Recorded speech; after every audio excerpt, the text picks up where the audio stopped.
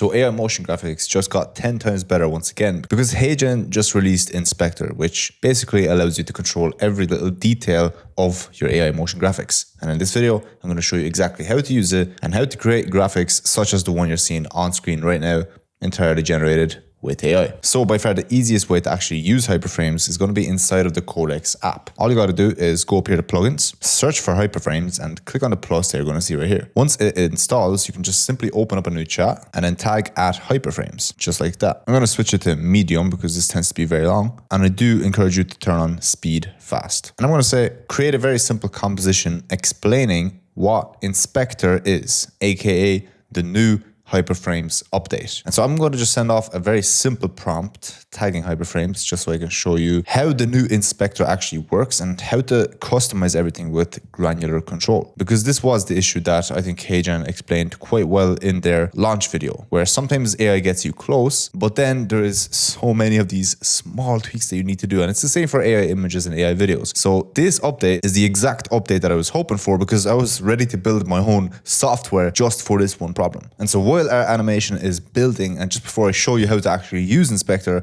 I want to ask you to subscribe because 92% of you guys are not subscribed. And if you do enjoy content just like this one, then you're going to get much more content like this in your For You page. So again, just scroll down below and at least check if you have subscribed. If you did, thank you very much. Okay, and as you can see, Codex automatically opens up your Hyperframes preview. And the first thing you might notice is that this actually looks like a video editing tool right now. And you can see on the right side, we have basically a bunch of different effect controls now, kind of like in any other video editing timeline. This is exactly the kind of thing we need for AI motion graphics and AI editing in general, because obviously there's still going to be small tweaks that you might want to do. One misspelling is enough to kind of ruin a whole animation. So I guess firstly, before we dive into these effects, let me just check out what it is that Hyperframes actually created for us. So let me just play it.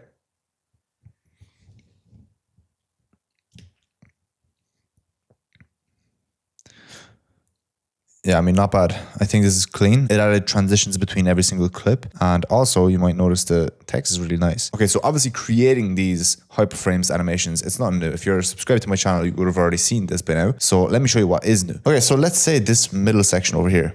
Let's say I don't like it, right? I'm going to click on it.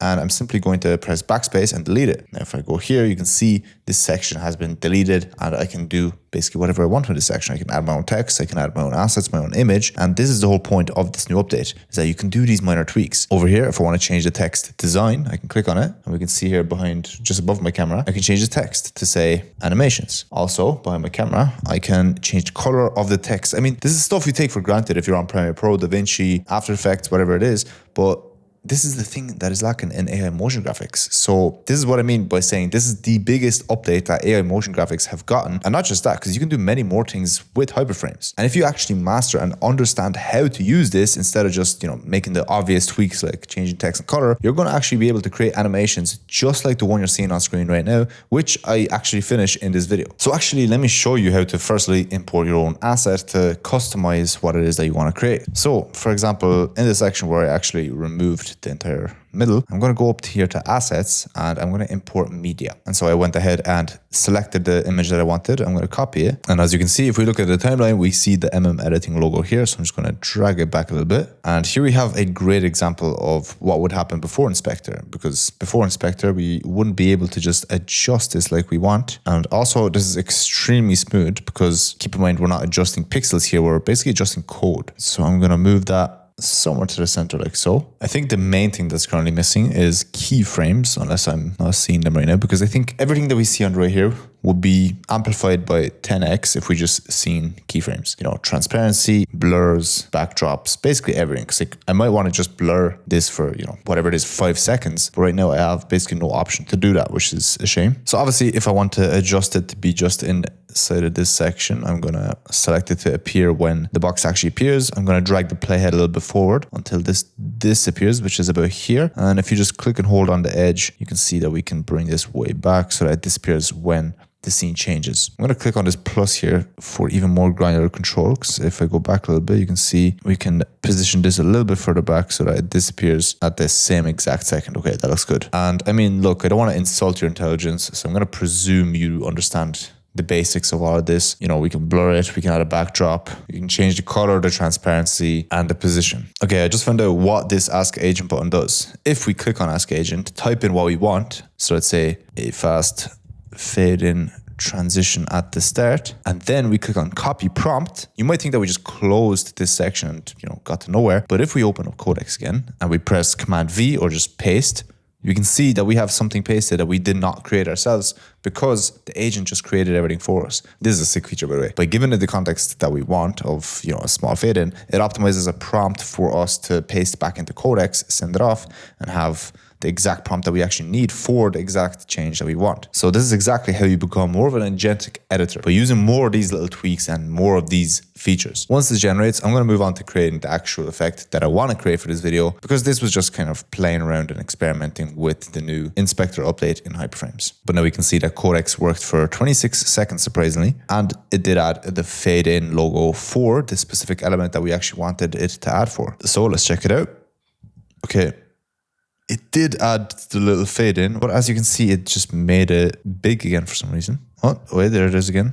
Okay, that was just a glitch on my part. I don't know what happened. I just pressed Command Z and then it's back. Yeah, I guess that was just a frame glitch. We can see here that if I zoom in on the timeline and put my playhead to the very start, if I go over here, you can see there is an actual fade in on the logo now. The issue is that if I want to speed this up a little bit, there is nothing for me to do that with right now, because I will have to prompt the agent once again, say extend this. So I think this is kind of bad news for Hyperframes. I presume it's not going to be super hard to adjust, but this is good news for my app, I guess, because there is still at least appears to be much more customization for keyframes and for specific assets. By keyframes, I mean down here, as you can see in the timeline, I can add a keyframe, move it down a little bit, and then we have the asset keyframed, which isn't currently an option inside of Hyperframes. But regardless, I'm not even looking at this as competition. I'm just looking at how do I create the best app for video editing with AI. If you are curious, link to Evolute is going to be below the video. But with that being said, this was obviously a very weak animation. There wasn't much here. I just wanted to show you kind of the basics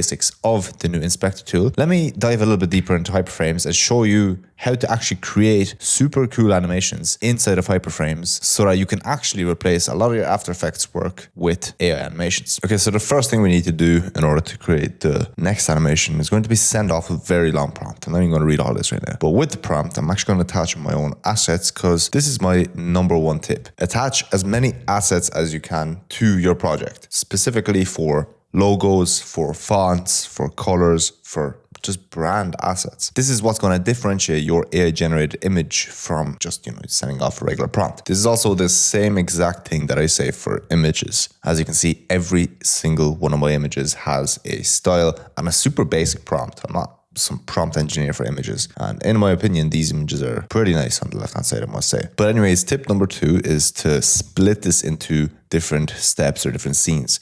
Don't give Hyperframes everything at once. Split it into 5 different sections and work one section at a time so that you can focus on each aspect one at a time. So the first step here, and this also goes for basically anything you want to do, tell it to search the internet and the Hyperframes documentation. Check what to do and avoid what not to do to create the best animations. Okay, we can see a little preview of what it's generating. Now it's asking me a few questions. I'll see just confirm or deny its accusations. And now it's going to go ahead and actually generate scene 1. Okay, and scene 1 is generated, so let's check it out. I also noticed that I actually gave the wrong background file, so let me just adjust that real quick. And for context, I'm literally telling it the exact background I want. And keep in mind, if you watched any of my other AI videos, you know that you can create other forms of AI assets, whether that's 3D models or images or backgrounds or videos, whatever it is, right? So the other tip I want to give you is not just to use all these different assets for styles, but to actually work with them and incorporate them within your workflow. Okay, so this one only took 2 minutes. And yeah, as you can see, the background is completely changed now. The main issue right now is that the morphic glass doesn't really look like morphic glass. If you can see right now, it is just not transparent. It doesn't even look like a PNG. So I'm going to specify that in the prompt to make it look more like a transparent, morphic, I guess, Apple style glass. Okay, this is normally the part where people would skip, but I want to show you that it's still not ready. The launch button is still not how I want it. So what I did is I attached more screenshots of what it is that exactly that I want. And I'm going to simply prompt Codex to say I'm still not satisfied with the look. Check the reference I added, analyze it, and refine the animation. Okay, clearly there's still a glitch, but okay, that was a smooth transition. See, there is still these small tweaks, and this is where the inspector can come in handy, but I think stuff like this, I'd prefer to just message Codex, to be honest. Okay, so obviously I sent off a bunch of different changes right now, explaining why the scene broke, the movement, the whole box animation, and stuff like that. But my point is now that most people would settle for what they just seen. This was a pretty smooth animation. It went from the little rectangle to the big one. It got the different styles and kind of rotated them around. It was pretty good animation, but this is why most people don't get to the next level of these Hyperframes animations, because they don't push the AI more. They kind of just leave it at this. And as you can see, all my prompts are just in plain English. I'm taking screenshots, using styles, using my own assets, and explaining the vision I have. So the number one step is obviously to not really have an editing background, but just understand what it is that you want. So yeah, even if you're not an editor, do you want the animation to be smooth? Do you want the animation to be red teamed? Do you want it to be fast? Do you want it to be slow? Do you want a lot of text? Not a lot of text? All of these things you should answer and you should be in charge of. And by the way, if you do want to just have all of my assets copy and pasted, I'm going to have them imported in the AI assets section in the community down below. Here you can also find all of my prompts, assets, setup guides, use cases for stuff like Remotion, Comfy UI, Hyperframes, of course, Blender, Touch Designer, Kirkzact animations, viral educational reels, and many more things, of course. So again, if you do want to join, the link is going to be below the video. But anyways, I think our scene is going to be ready now, so let's check it out. Okay, this looks much smoother now. Obviously, there's little tweaks that we can still make. We could optimize this basically all day if we wanted to. But for now, I think this is the 80-20, and I think it's ready to move on to the next scene, which is what I'm going to actually send. I'm going to say, great, do the next scene. Once again, I'm not going to show you this entire process, but basically, every little small tweak that I need changed, I explain in plain English. So the panel clicking animation is there, but after clicking, there should be an effect of something like a spreading wave that changes the style of the whole scene to the style that was clicked. Nice, we can see the multiple different previews now, and that style looks really nice, by the way. So yeah, I think it's gonna get like roughly the idea I have in mind. So let's see, we have the launch button once again. We have the click. I love that little scale, by the way. I think it's really nice. Circles around, multiple different styles. And then it clicks on that. Nice, this is looking nice. And also, yeah, this style is really cool. You can see that the style change is a pretty simple feature, but it adds so much in my opinion. Obviously it's still bugged, it's still glitchy, but yeah, we're gonna fix that now. Maybe I should have chose some more positional effects, because right now none of the stuff that I'm explaining here is really possible to change with Inspector. That's the current limitation, the current issue. Because as I said, I'm going to try to actually push these tools to their full extent. You're not going to see some like really basic animations on this channel. In my opinion, this is like one of the top workflows that you can actually use Hyperframes for. I think one of the even better ones was actually under Twitter, which was this animation over here. This one was pretty sick. I'm very curious as to how they made this kind of style. This kind of like retro, minimalistic animation is very nice. By the way, I'm going to drop my Twitter below the video as well, in case you haven't followed me already. Anyway, once again, I am going to just specify that the animation doesn't change smoothly, because as we just seen, the background kind of changes first, then the box was kind of weird. And I just want to show you that it is possible to actually create really nice and really smooth animations. Okay, spins around and then it clicks Claude. Nice, this is already much better. The background actually fades in at the same time as the box this time. Maybe not the exact same time, but this is already much cleaner and it doesn't stand out as much. But we're still not done. Okay, so just like last time, I'm going to specify to start working on the next scene, because as I said, we're still not done.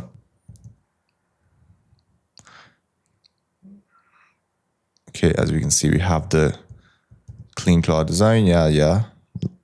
Clean Claude design, like last time, click on it, change the style, pretty cool. But then it hovers over and it clicks one more style. Yeah, I mean, I think this is pretty sick. The issue is that it's not rotating, so I'm going to quickly specify that right now. So as you can see, it rotates to Clean Claude, clicks on it, and then it should rotate back. Nice. This is how easy it is, guys, to actually fix stuff. Obviously, there's another little glitch now. I'm going to specify that. I'm going to fix that. Is this still time consuming, even though there is an inspector mode? Yes, the inspector mode doesn't fix absolutely everything, but it is a step in the right direction. And this is the kind of thing we need as AI video editors, is more and more granular control, and more small tweaks that we can actually make to the video composition itself. I'm still not done with this effect, by the way, because I do want to make a really nice effect. So I just want to show you, take a look at the prompt that I just sent. It's pretty straightforward, nothing too deep. And I mean, in my opinion, you don't even need to be an editor to actually send off a prompt like this. Understanding what a shadow is and what you're actually looking at on screen, that's all you need to do. You don't need to be super technical. You don't need to even open a terminal, because you can install Hyperframes literally inside a Codex. So especially if you're making it this far, I don't think there's any excuse to simply just test this out. And most of you guys have a ChatGPT subscription. So if you have a ChatGPT subscription, you can use Codex. Okay, let's watch it one more time. It clicks on this, nice. Clicks on this, nice. Okay, that looks much better. And then it clicks off, ends with a blue background screen that we started with. And it looks like it kind of loops, which is nice. Let me just open up Inspector one more time just to check it out. Maybe there is something that I'm missing here, but when I did check it out, there wasn't much that I could have done. I forgot to show you that if you click on layers, you can actually see all of your layers, which again, the problem right now is like figuring out the UI for all this, right? Because the UI for Adobe is there, everything is ready, and people are just kind of used to their native video editing apps. Same for DaVinci, same for basically every editing software. So the question is, how do you optimize this new agentic editing workflow? What is the best UI? What is the best way to edit? Is it a timeline? Is it just these boxes on the side? I mean, nobody really knows. This is, I think, why the space is so interesting and so fast moving right now. It's because nobody really knows. Nobody knows where this is going and what is the best UI and what is the best way to do these minor tweaks and adjustment. Now, with that being said, I also recently tried to use Hermes Agent, which is basically what you're seeing on screen right now. It created some pretty sick animations, I'm not going to lie. So if you do want to see how Hermes Agent can also be your full-time video editor, just click on the video that you're seeing on screen over there right now, and I'll see you there.